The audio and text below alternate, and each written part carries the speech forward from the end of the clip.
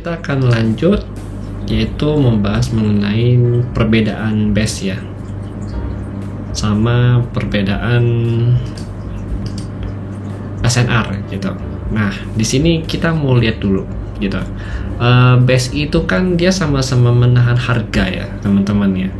Jadi base itu juga yang tadi kita bilang itu ada supply, ada demand ya. Jadi supply itu di bagian atas, demand itu di bagian bawah. Oke, di sini ya. Nah, kemudian sama halnya seperti support resisten. Support resisten itu ada di bagian atas. Ya, untuk area resisten di bagian atas, sedangkan untuk area supportnya itu ada di bagian bawah gitu. Nah, mereka ini sama-sama menahan harga, cuma bedanya tadi yang kita jelaskan ya. Si area supply ini ya, atau area demand itu punya punya range harga gitu teman-teman. Dia punya range harganya, sedangkan kalau untuk SNR atau support resisten itu dia nggak punya range harga sama sekali gitu. Contohnya di sini, misalkan contoh ya, sini ada area support, kemudian ini ada support juga gitu. Oke, ini kan ada dua support. Ya, ini kita gabung jadi satu area gitu. Kita gabung. Nah, ini kan ketemu nih untuk range harganya. Range harganya itu dari level 1933 ke 1906 gitu. Nah, ini kita pakai range daily soalnya. Ya, kita pakai candle daily, jadinya terlalu jauh gitu. Maksudnya agak jauh untuk areanya gitu. Nah, kemudian kita lihat lagi nih di atas ini. Ya, oke, di atas ini. Ini ada resisten. Ini ada resisten juga. Oke. Nah, ini kita gabung. Nah, ini akan menghasilkan range harga atau range areanya itu sekitaran di harga 1957 sampai 1980 gitu. Jadi inilah yang menyebabkan perbedaan antara range antara supply dan demand dengan resisten dan juga support gitu. Jadi supply demand ini dia punya range harga di dalamnya, dia punya kotak ya, dia dikotakin gitu. Tapi kalau untuk support dan resisten itu tidak punya gitu. Itu cuma satu garis stretch ya dari ujung ke ujung gitu. Nah, itu perbedaannya yang paling mendasar gitu. Nah, kemudian kita mesti ketahui dulu nih jenis-jenisnya itu apa aja sih untuk area supply dan juga area demand gitu. Oke, di sini kita lanjut. Nah, ini udah jelas ya. Jadi saya sebelum kita lanjut ke bagian jenis base ini, ya pastikan kalian sudah paham ya mengenai apa itu base ya kan. Terus mengenai persamaan SND dengan SNR ya kan. Terus perbedaannya itu apa ya? Nah, perbedaannya cuma itu sih. Memang cuma yang paling mencolok cuma satu itu yang tadi. Kalau base itu dia punya range harga ya. Jadi kita mungkin bikin catatan aja di sini teman-teman ya.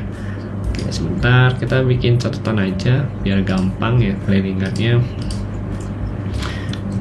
Base punya range harga.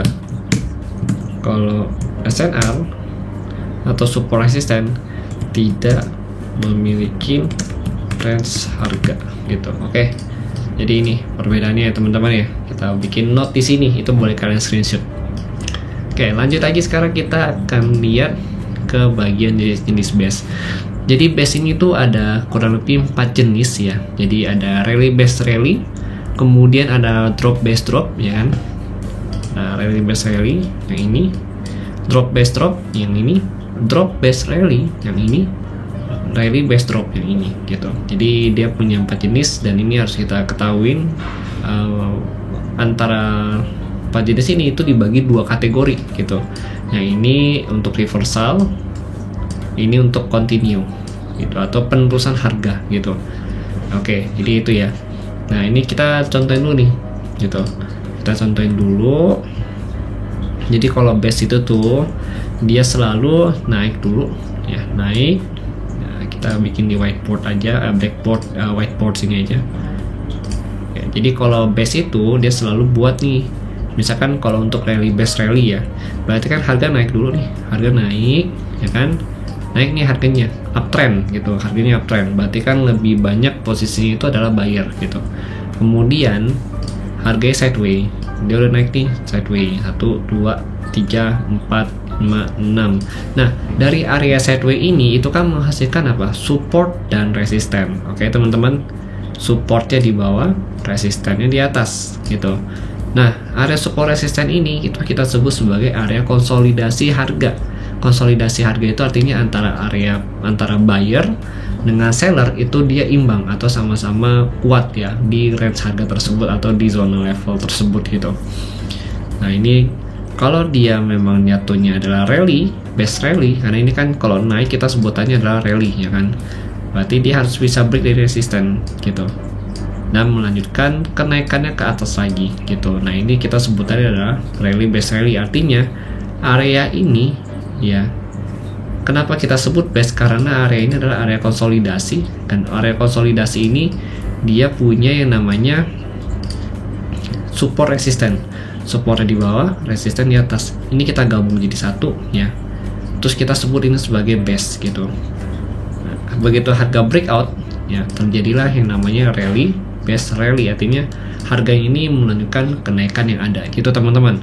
Oke, sekarang kita lanjut lagi, kita cek lagi untuk yang drop best drop. Sama, ini juga konsepnya sama. Jadi harga turun dulu ya, harga turun nih, harga turun kemudian dia sideway teman-teman, dia sideway. Nah, dari sideway ini dia bentuk yang namanya ada resisten, ada support ya di sini gitu. Ini resistennya, ini supportnya. Nah, ini kita gabung jadi satu. Nah, support resistennya itu yang deketan ini, jadi support resisten tuh deketan ya. Nah, itu kita gabung jadi satu. Kita sebutnya sebagai area base gitu.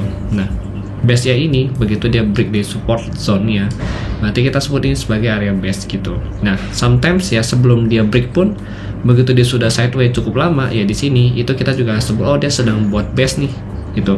Lagi buat base nih, siap-siap breakout gitu. Tinggal kita tunggu dia mau breakoutnya ke atas apa ke bawah.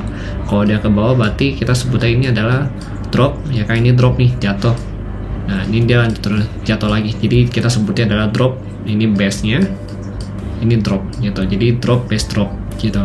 Nah, base ini ya yang dia tinggalkan ini akan berubah nama gitu, akan ada namanya, bukan berubah nama tapi akan ada namanya sebutannya. Kalau misalkan dia break atas untuk yang dari best rally, berarti ini jadi area demand gitu teman-teman, ini jadi demand.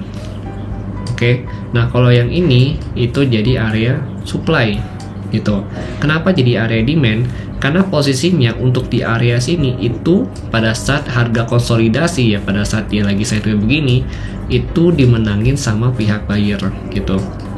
Berarti ini adalah area buyer gitu. Sama halnya seperti ini.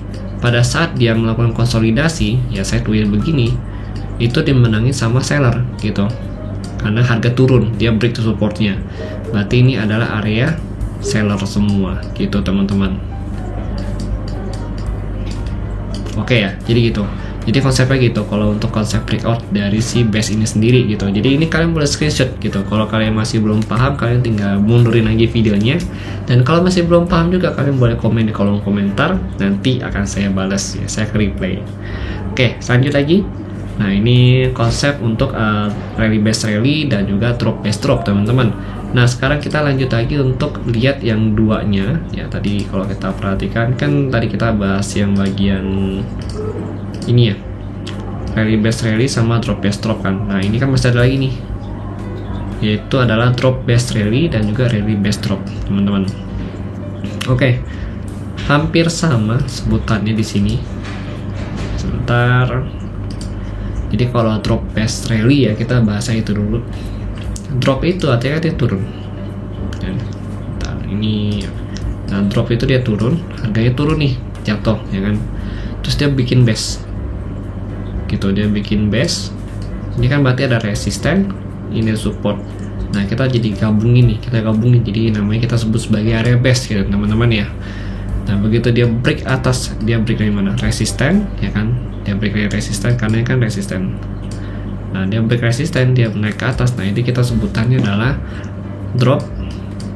Ini base, ini rally gitu teman-teman. Jadi pada saat harga turun ini kan berarti full seller semua ya kan.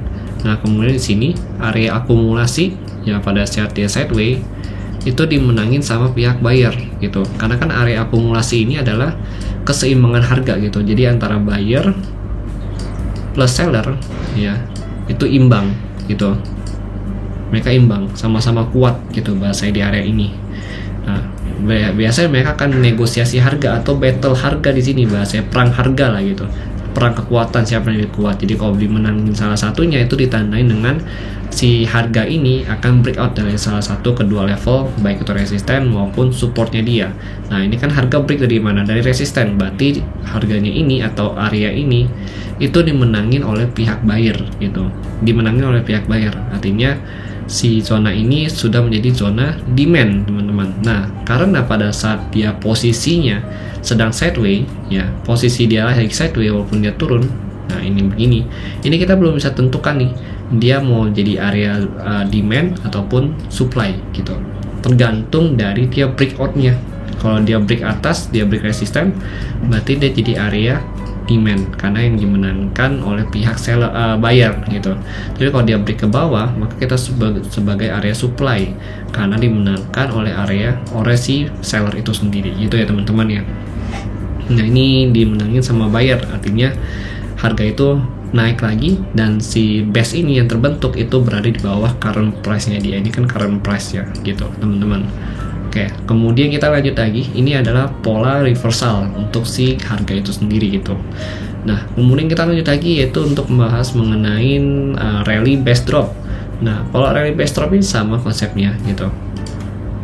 Jadi harga naik dulu, harga naik, kemudian dia sideways di sini. Ya, dia sideways berarti terbentuk apa? Resisten, terbentuk support gitu teman-teman. Nah di area ini berarti kan antara buyer sama seller ini kan imbang kan, mereka sama-sama kuat gitu. Ini area resistennya, ini area supportnya gitu, ya, ini area supportnya berarti sama-sama kuat gitu. Nah harga ini pada saat dia konsolidasi, dia break dari mana? Dia break dari area supportnya nih gitu teman-teman.